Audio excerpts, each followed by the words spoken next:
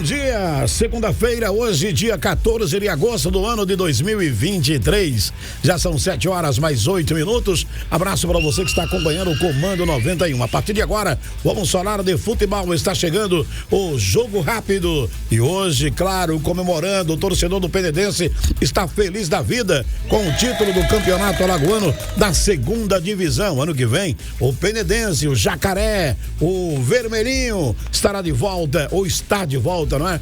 A elite do futebol alagoano. Parabéns, Penedense, pela vitória 3-1 nos pênaltis, empate nos 2 jogos contra o time do Zumbi. Já o André Álvares vai falar sobre isso. Mas nós vamos direto ao Eduardo Cardial trazendo as informações do time do Asa na manhã desta segunda-feira. Alô, Eduardo, grande abraço, bom dia. Olá, bom dia, toda a área, chegando aqui no Jogo Rápido, trazendo as primeiras informações do Alvinegro Arapiraquense. A direção do Asa que segue firme, trabalhando ainda para viabilizar as questões administrativas e financeiras. É evidente que a direção também tem trabalhado muito de forma intensa, incansável, para rescindir os contratos dos jogadores que fizeram parte do Campeonato Brasileiro da Série D, que integraram o elenco alvinegro. Em relação à comissão técnica, também a direção já rescindiu o contrato com todos os profissionais. Eu tive a oportunidade de conversar no último sábado, no Bate-Papo Pitu, com o preparador físico Adriano Oliveira. E o Adriano me falava que a rescisão contratual dele foi feita da melhor forma possível e ele deixou bem claro ao presidente Rogério Siqueira que também está à disposição para retornar ao Gigante Arapiraquense na próxima temporada. Se for de interesse da direção alvinegra, o Adriano Oliveira também deverá ficar na agremiação esportiva arapiraquense, até porque ele deixou bem claro no sábado no programa Bate-Papo Pitu que quer dar continuidade ao trabalho dele, ao projeto, já que ele também se refere a um projeto de médio e longo prazo, tendo em vista a situação que ele impôs no clube, a situação profissional. Parabenizou a direção alvinegra pelas condições oferecidas e dadas aos jogadores, aos integrantes da comissão técnica, onde ele pôde desempenhar todo o trabalho dele. Elogiou também o departamento médico do Asa, na pessoa do vice-presidente médico, Dr. Edmilson Barbosa Filho, falando que as condições todas foram oferecidas, foram dadas e que teve uma sintonia muito grande entre a preparação física, a comissão técnica e o departamento médico alvinegro. Logicamente que tudo vai passar ainda por um processo de avaliação do presidente Rogério Siqueira, se vai continuar no clube, se não continua no clube, até porque também já falei isso anteriormente, existe de bastidores as conversas que o Rogério Siqueira pode renunciar ao cargo. Só ele, o presidente do clube, vai poder dizer isso mediante uma coletiva de imprensa ou por meio de nota oficial, para que o torcedor alvinegro fique sabendo de tudo que acontece internamente na agremiação esportiva arapiraquense. Até porque vale salientar que o Asa vai ter, a partir da próxima temporada, as mesmas competições que o Asa disputou esse ano, cerca de 5 competições: Copa do Brasil, Pré-Copa do Nordeste, Campeonato Brasileiro da Série D, Copa Alagoas e também o Campeonato Alagoano. E há quem diga nos bastidores que a seletiva da Copa do Nordeste já aconteça no mês de dezembro. Se isso for realmente confirmado, o Asa vai ter que montar um elenco no máximo ainda durante o mês de outubro, para chegar a dezembro bem formatado para as competições de 2024. Com informações do Asa, repórter Eduardo Cardial. Valeu, Cardial, forte abraço pra você. À noite você volta dentro do Futebol Show, trazendo muito mais do time alvinegro. E agora vamos direto ao comentarista Viderlan Araújo. Alô, Canhão, bom dia. Alô, amigos do Jogo Rápido, estamos de volta na programação da NN para poder trazer informações. A Série D do Campeonato Brasileiro traz ótimas lições para a equipe do Asa de agora por diante. O Asa precisa monitorar o mercado, precisa fazer um trabalho muito forte de triagem também daquelas potencialidades que a Série D apresenta, para tentar algumas situações interessantes para 2024. O técnico ainda não foi definido, isso é verdade, mas a diretoria do Asa precisa utilizar essa semana como complemento daquela primeira semana, ou seja, a semana passada, quando o time foi eliminado pelo Nacional de Patos, da Paraíba, para poder também buscar no mercado algumas peças que se destacaram e principalmente nesses jogos do final de semana. É importante destacar que a Série D do Campeonato Brasileiro não é uma competição que possa servir como parâmetro em termos de contratações, mas observando o desempenho, e aí onde entra a participação da análise de desempenho, é importante colocar para a equipe do Asa as metas que o time vai traçar para 2024. Muito cedo? Muito cedo para que a equipe do Asa possa buscar alternativas e para que a gente já possa cravar aqui se será boa ou contratação que não vai dar um resultado satisfatório aos olhos do torcedor. O que mais me importa neste momento é saber o que a diretoria do Asa tem feito. Eu acredito que será realmente resolver os problemas financeiros com o elenco, mas também buscar alternativas para poder aumentar a capacidade de investimento para 2024, que para mim será fundamental, mantendo algumas peças que se destacaram em 2023. Júnior Viçosa é um deles, Didira também mais um, Foguinho, lateral esquerdo, são jogadores interessantes. Christian Luca tem contrato com o Asa? Ótimo, maravilha. Everton Heleno foi uma peça também que se destacou? Beleza. O Asa precisa montar uma espinha dorsal. Por isso que fiz questão de montar esse time, claro, trazendo esses nomes que são atletas que caíram no gosto do torcedor do Asa em 2023, para que em 2024, nesse processo de entrosamento que será fundamental nas primeiras competições que o Asa irá disputar, possa ter esse conjunto e a capacidade muito rápida de adaptação para poder alcançar resultados positivos, independentemente de técnicos, seja lá quem for. Se o Celso Teixeira continuar, se as alternativas do mercado elas surgirem, isso são situações que só o tempo dirá, mas vai ser muito importante o Asa buscar no mercado as alternativas que hoje se encontrem dentro dos parâmetros estabelecidos pela diretoria em seu planejamento, dentro da realidade financeira do clube e que possa dentro de campo também apresentar, depois do processo de adaptação, um resultado satisfatório com as suas apresentações ao lado do torcedor. Um grande abraço, uma ótima sequência de jogo rápido, um ótimo início de semana e à noite estaremos juntos em mais um programa Futebol Show ao lado de todos os companheiros. Até lá. Valeu, Canhão, um abraço pra você, até a noite dentro do Futebol Show. E agora vamos direto para a capital alagoana. Não deu para o CSA ontem, né, rapaz? Empatou com o time do Botafogo na Paraíba. Teve discurso do presidente Rafael Tenório, disse: olha, o time do CSA é um time medíocre, vou renunciar. Essa conversa é antiga, né? Fala que renuncia, mas nunca renuncia. Será que dessa vez ele vai renunciar mesmo? Alan Jones, bom dia. Bom dia, Clevânio, amigos do Jogo Rápido. Bom, ontem o CSA tropeçou em casa, ficou no empate por 1-1 contra a equipe do Botafogo da Paraíba. Botafogo saiu à frente do placar, depois teve um jogador expulso, o lateral direito Ricardo Luiz. CSA na sequência conseguiu o empate ainda no primeiro tempo, mas não conseguiu virar o jogo em toda a segunda etapa. O empate saiu com gosto de derrota para o Azulão, já que com esse tropeço em casa, as chances de classificação do CSA diminuem praticamente bastante, né? Fica quase que impossível pensar em classificação, porque o CSA agora vai precisar vencer os 2 jogos, né? Algo que não conseguiu ainda na Série C e ainda depender de outros resultados. A situação muito difícil do Azulão. E o que chamou a atenção é que depois do jogo, o presidente do CSA, Rafael Tenório, deu uma declaração fortíssima, dizendo que o time é muito medíocre, não trabalha com o perdedor e foi mais além. Disse que hoje iria emitir uma carta renúncia e que não iria ser mais presidente do CSA. Foram declarações concedidas à imprensa ontem após, ainda no estádio, né, ainda no campo de jogo, depois do empate do CSA contra o Botafogo. Diz que não acredita mais na classificação do CSA. Enfim, foi uma declaração muito forte que estremeceu os bastidores do CSA. Então, a situação do CSA vai ter muito desdobramento a partir de hoje, né, depois dessas declarações do presidente Rafael Tenório e do empate da equipe. Vamos ver como é que o ambiente do CSA vai se comportar após esse jogo de ontem contra a equipe do Botafogo. O CSA que volta a campo no próximo domingo contra o Remo às 4 da tarde pela Série C.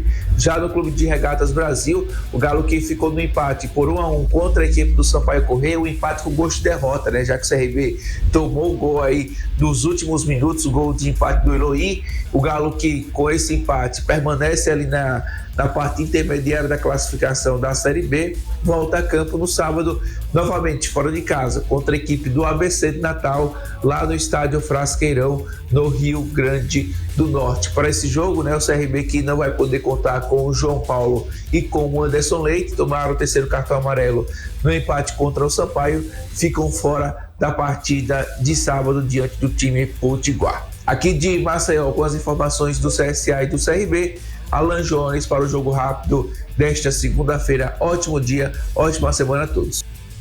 Valeu, meu caro Alan Jones. Agora é aguardar, né?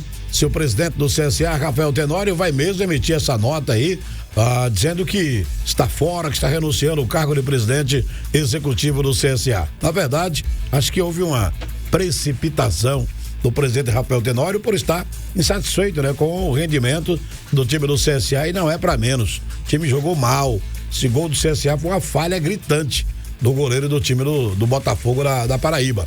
Mas vamos em frente. E agora vamos direto para o comentarista André Áveres, o fera do rádio e da internet. Ontem esteve lá em Penedo, ao lado do Tony Lima, do Eduardo Cardial, de toda a nossa equipe técnica, com a classificação, aliás, o título, né, do time do Penedense, da segunda divisão, tricampeão alagoano da segunda divisão, o time do Esporte Clube Penedense, o Jacaré do Baixo São Francisco, e agora está na elite do futebol brasileiro, alagoano, aliás, de volta à elite do futebol alagoano. Lembrando que, para o Penedense jogar em Penedo, o campeonato alagoano, algumas modificações, algumas adaptações terão que ser feitas no estádio Alfredo Ly, principalmente a questão da iluminação artificial, ou seja, refletor, tem que ter refletores, se não tiver, não joga lá em Penedo. Outro detalhe também, a questão da arquibancada, o prefeito garantiu que vai fazer a arquibancada, ampliar a arquibancada do estádio Alfredo Ly, e segundo ele, em parceria com o governo, vai colocar a iluminação lá no estádio Alfredo Ly. Tomara que isso aconteça, para que o Penedense jogue o campeonato alagoano lá na cidade de Penedo. André Áveres, bom dia para você, André. Bom dia, Clevânio, bom dia para você que está acompanhando o Jogo Rápido desta segunda-feira pela NN-FM, pelo NN Play também. E abemos campeão Penedense com uma festa linda no estádio Alfredo Ly, venceu nos pênaltis a equipe do Zumbi. No tempo normal 0-0, repetindo inclusive o que foi feito na última quarta-feira lá no Rei Pelé. Em termos de nível, o jogo melhorou, as propostas que foram diferentes. O time do Penedense propôs mais o jogo, o técnico Jaelson Marcelino colocou um 4-2-3-1 em prática e principalmente com a aproximação do Daxon, que foi um dos principais jogadores da partida. Inclusive eu falava sobre o Daxon na última semana, sobre o dinamismo que ele não tem. A técnica ainda é muito apurada, e quando ele conseguia ter o jogo de apoio, o jogo apoiado de sustentação com aproximação, o Penedense evoluía, conseguia fazer mais, principalmente no setor criativo. Então foi um time que propôs mais o jogo, especialmente no primeiro tempo.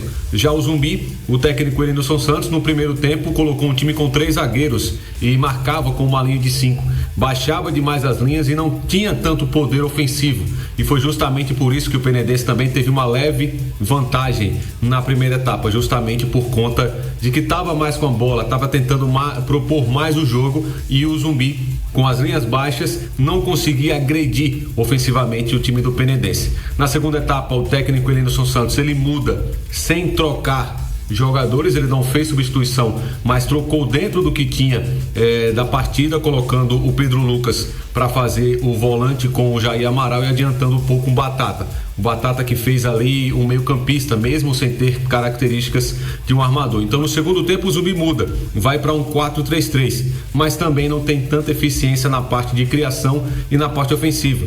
E o Penedense, lógico, principalmente no início do primeiro tempo, conseguiu controlar bem as ações ofensivas, inclusive teve chance de fazer 1-0 e liquidar a parada já no tempo normal, mas não conseguiu. Nos pênaltis, mais eficiência do Penedense, o Zumbi nem tanto, e por isso o Penedense conseguiu esse título importante. Depois de 9 anos, inclusive, volta à elite do futebol alagoano, e vale destacar, principalmente, o trabalho feito pela diretoria, pela comissão técnica e pelos jogadores, e especialmente, e aí vai para a torcida do Penedense, para o povo de Penedo.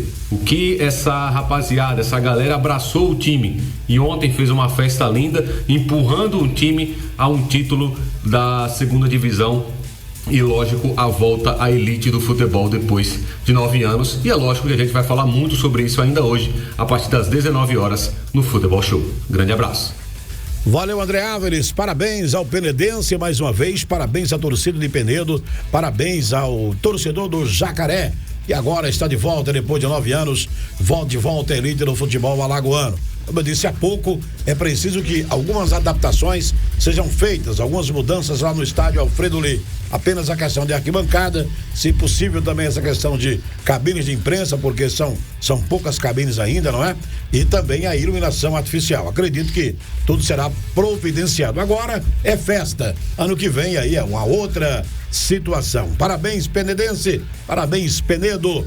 Agora vamos direto para o Marco Aurélio, porque a bola rolou para valer neste final de semana, sexta, sábado e domingo, muito futebol. E agora a gente vai para o giro do placar esportivo. Alô, Marco Aurélio, bom dia. Bom dia, Clevânia, a todos os amigos aqui do Comando 91, chegando aqui dentro do Jogo Rápido, com as informações do giro do placar esportivo aí, com os resultados dos jogos desse final de semana aí pelos campeonatos brasileiros da Série A, Série B, Série C e também Série D. Começando pela Série D, começou nesse final de semana os jogos de ida das oitavas de final da Série D.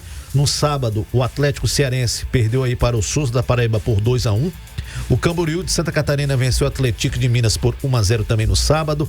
A Ferroviária de São Paulo venceu o Anápolis por 1-0 lá em Araraquara também no sábado. E a Patrocinense empatou com a Portuguesa do Rio de Janeiro em 0-0 também os jogos aí das oitavas de final da Série D. Ontem também teve bola rolando pela Série D, jogos de ida das oitavas de final, inclusive com 3 jogos, todos 0-0. Maranhão e Retrô 0-0, Nacional de Patos 0, Ferroviário do Ceará também 0, Caxias 0 e o Ceilândia do Distrito Federal também 0. Os 3 jogos aí pela Série D. Falando sobre agora a Série C, ontem o CSA jogando no estádio Rei Pelé enfrentou o Botafogo da Paraíba, jogo que terminou empatado, CSA 1, Botafogo da Paraíba também 1.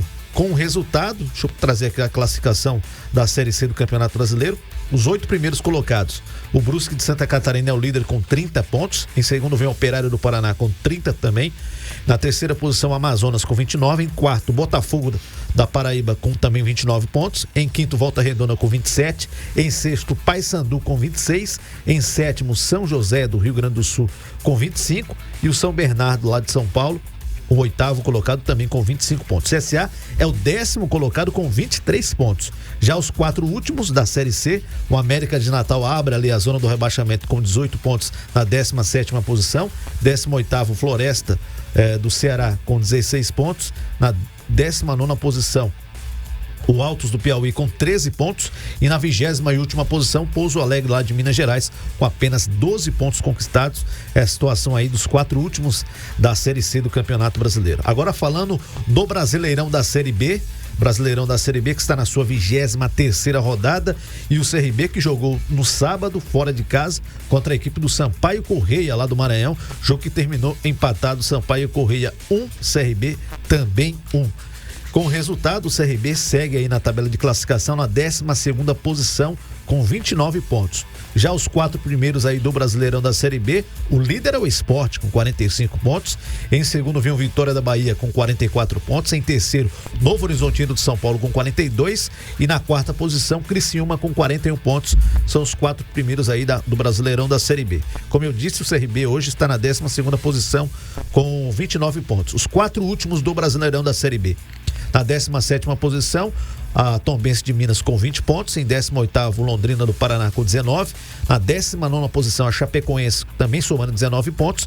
E o Lanterninha, o ABC, na 20ª posição com 13 pontos. Inclusive, o ABC será o próximo adversário do CRB no próximo sábado, lá no estádio Frasqueirão, em Natal.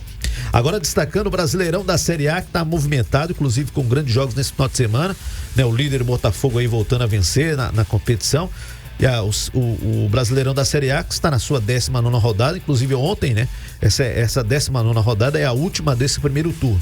No sábado, o Botafogo venceu o Internacional por 3-1. Também ontem já, o Atlético Mineiro venceu o Bahia por 1-0 lá no Mineirão. Na Arena Neoquímica, o Corinthians venceu o Curitiba por 3-1. Na Arena do Grêmio, o Grêmio venceu o Fluminense por 2-1. Em Minas Gerais, lá na Arena Independência, o América Mineiro perdeu em casa para o Goiás por 1-0. Ontem no Maracanã, o Flamengo 1, São Paulo também 1. Na Arena Castelão, o Santos levou uma sapatada do Fortaleza por 4-0, Fortaleza 4, Santos 0. Lembrando que esta rodada tem o seu complemento hoje com 2 jogos, às 19 horas. Lá na Arena Allianz Parque tem Palmeiras e Cruzeiro. Às 21 horas, no estádio Nadir Chedid, em Bragança Paulista, o Red Bull Bragantino enfrenta a equipe do Vasco da Gama. Lembrando que esta rodada terá o seu fechamento na terça-feira com o jogo lá na Arena da Baixada, às 20 horas, quando o Atlético Paranaense enfrenta a equipe do Cuiabá. Então são jogos aí do Brasileirão da Série A, os 8 primeiros colocados do Brasileirão, hein? O primeiro é o líder Botafogo com 47 pontos. Na segunda posição vem o Grêmio com 33. Em terceiro, Flamengo com 32. Na quarta posição, Fluminense com 31. Em quinto, Palmeiras com 31. Em sexto, Red Bull Bragantino com também 31 pontos. São os 6 primeiros aí do Brasileirão. Já na zona do rebaixamento, 17º colocado é o Santos com 18 pontos. É o primeiro ali na zona. 18º, Curitiba com 14 pontos. O Vasco na 19ª posição com 12 pontos joga hoje. E na 20ª e última posição, América Mineiro com 10 pontos. Situação aí do Brasileirão da Série A. E falando da segunda divisão do Alagoano, né, ontem, no tempo normal 0-0, o Penedense em Zumbi, nos pênaltis, o Penedense venceu aí o Zumbi por 3-1, conseguiu o seu acesso à elite do futebol alagoano. Clevânio Henrique. Beleza, então, Marco Aurélio, rapaz, em relação à Série A do Campeonato Brasileiro, nunca em pontos corridos, um clube colocou aí 14 pontos na frente do segundo colocado. A situação hoje do Botafogo, 47 pontos, 14 pontos de diferença para o segundo colocado nesta competição. Dificilmente o Botafogo perde esse título do Campeonato Brasileiro. Por enquanto é só, a gente volta a falar de futebol às 7 da noite, dentro do Futebol Show. Segue com os senhores Ailton Áviles e equipe no Comando 91. A todos, bom dia. Jogo rápido. Jogo rápido. Oferecimento.